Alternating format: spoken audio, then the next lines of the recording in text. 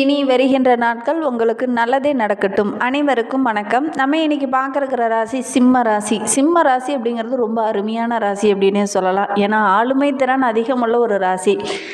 நவகிரகங்களின் ராஜாவாக விளங்கக்கூடிய சூரிய பகவானை அதிபதியாக கொண்ட ஒரு அற்புதமான ராசி இந்த சிம்மராசி. அதனால் ஒவ்வொரு விஷயத்தையும் நவகிரகங்களின் ராஜா மட்டும் இல்லை, ஒவ்வொரு வீட்லேயும் சரி, ஒவ்வொரு குடும்பத்துலேயும் சரி, ஒவ்வொரு வேலை செய்கிற இடத்துலையும் சரி, ராஜாவாக விளங்கக்கூடிய ஒரு அற்புதமான ராசி இந்த சிம்மராசி.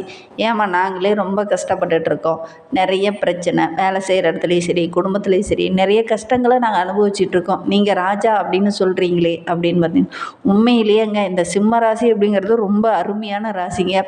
ஒவ்வொரு இடத்துலையுமே ரொம்ப நுணுக்கமாக ஆராய்ந்து செயல்படக்கூடிய ஒரு அற்புதமான ராசி.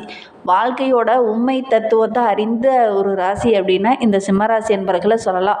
உயர்ந்த எண்ணங்களுக்கு சொந்தக்காரங்க, பல லட்சியத்தை மனதில் வச்சுட்டு அதற்காக பாடுபடக்கூடியவங்க இந்த சிம்மராசி என்பர்கள். எதுலேயுமே முதலாக இருக்கணும் அப்படின்னு நினைக்கக்கூடியவங்க. தொழிலாகட்டும், வியாபாரமாகட்டும், குடும்பத்திலே ஆகட்டும், நம்ம தான் தலைமைத்துவம் அப்படின்னா நமக்கு தான் அது வரணும் அப்படிங்கிற மாதிரி செயல்படக்கூடியவங்க இந்த சிம்மராசி என்பர்கள்.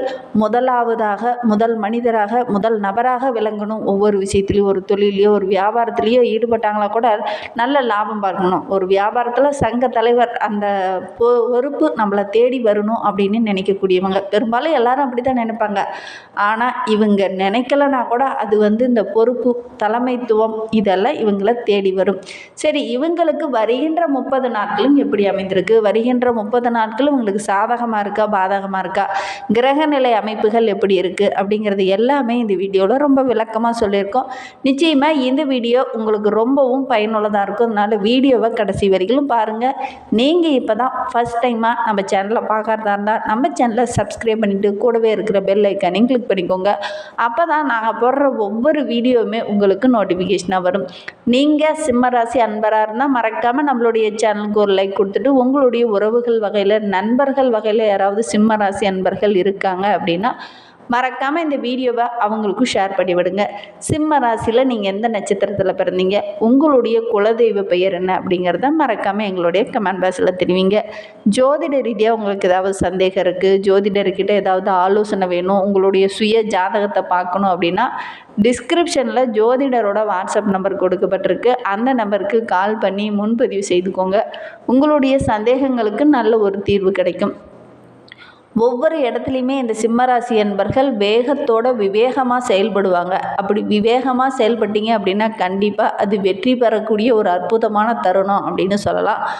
வருகின்ற நாட்களை பொறுத்த வரைக்கும் பண வரத்து நீங்கள் எதிர்பார்த்ததை போல் ஓரளவுக்கு திருப்திகரமாகவே இருக்கும். நீங்கள் எடுக்கிற முயற்சி எல்லாமே ஓரளவுக்கு வெற்றியை நீங்கள் இந்த மாதத்தில் எதிர்பார்க்கலாம்.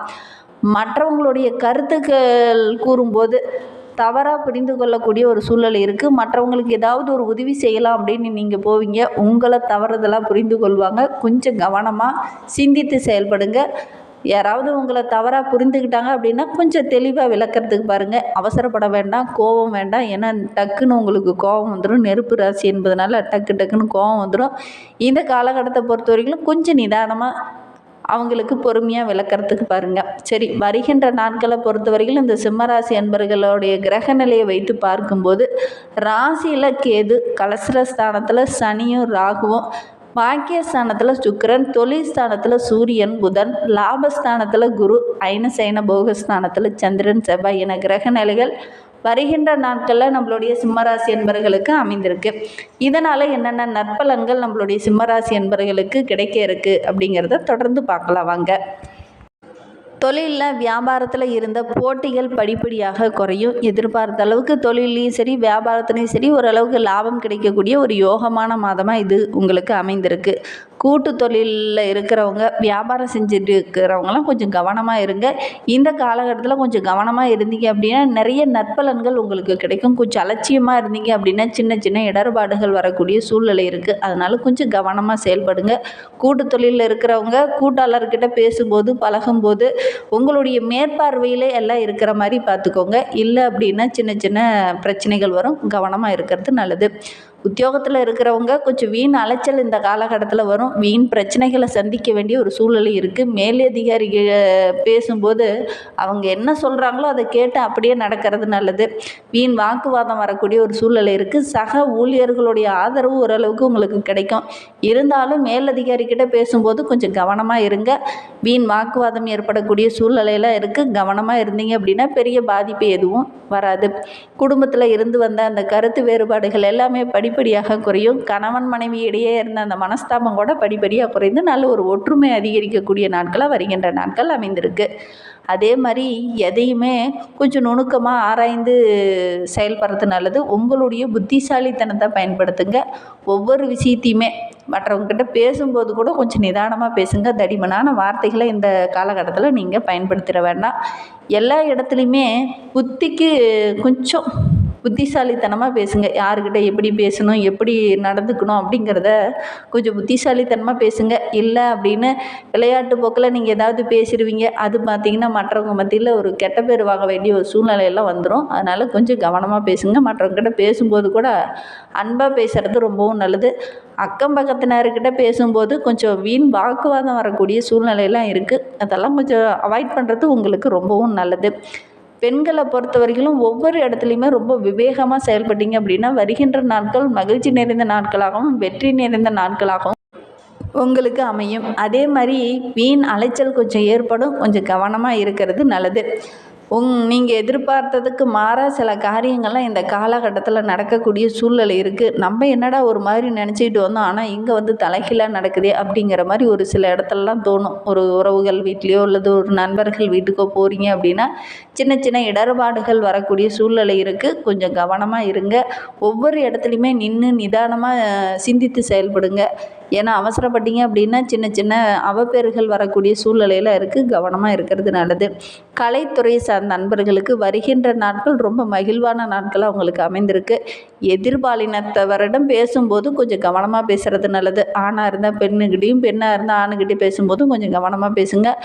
நண்பர்கள் மூலமாக கொஞ்சம் வீண் அலைச்சல் வரக்கூடிய சூழ்நிலை இருக்குது.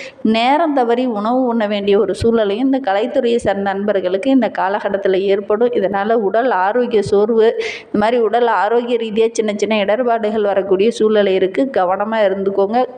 நேரம் தவறி உணவு உண்றதை கொஞ்சம் தவிர்க்கிறது நல்லது. கரெக்டான நேரத்தில் உணவு எடுத்துக்கோங்க. ஆரோக்கியமான உணவு எடுத்துக்கிறது ரொம்பவும் நல்லது. அரசியல் துறையில் இருக்கிறவங்க வருகின்ற நாட்கள் ரொம்ப யோகமான நாட்களாக அமைந்திருக்கு. நினைத்த காரியம் எல்லாமே இந்த காலகட்டத்தில் ஒவ்வொன்றா நடக்கும். அலைச்சல் மட்டும் கொஞ்சம் அதிகமாக இருக்கும். வேலை பளு கொஞ்சம் அதிகமாக இருக்கும். மேலிடத்துலேருந்து நல்ல ஒரு மகிழ்வான செய்தி இந்த காலகட்டத்தில் உங்களை ஒன்று தேடி வர இருக்குது. மாணவர்களை பொறுத்த வரைக்கும் இந்த காலகட்டத்தில் ஆசிரியரை என்ன சொல்கிறாங்களோ அதை கேட்டு அப்படியே நடக்கிறது ரொம்பவும் நல்லது.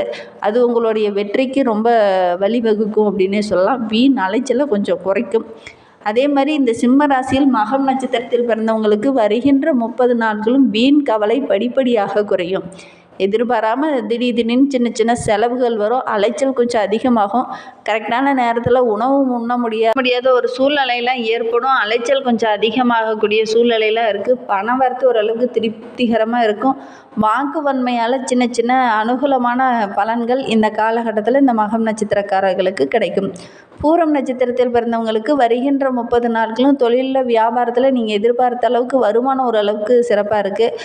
அதே மாதிரி வியாபாரத்துலேயே ஆகட்டும், தொழிலே ஆகட்டும், முதலீடு செய்கிறீங்க அப்படின்னா ஒரு முறைக்கு பல முறை யோசித்து செயல்படுறது நல்லது. கடன் விஷயத்தில் கொஞ்சம் கவனமாக இருங்க. ஏன்னா இந்த காலகட்டத்தில் சின்ன சின்ன இடர்பாடுகள் வரும். அதனால் கொஞ்சம் கவனமாக இருக்கிறது நல்லது. பழைய பாக்கி ஏதாவது இருக்குது அப்படின்னா உடனடியாக நீங்கள் அந்த கடனெல்லாம் அடைக்கிறது நல்லது.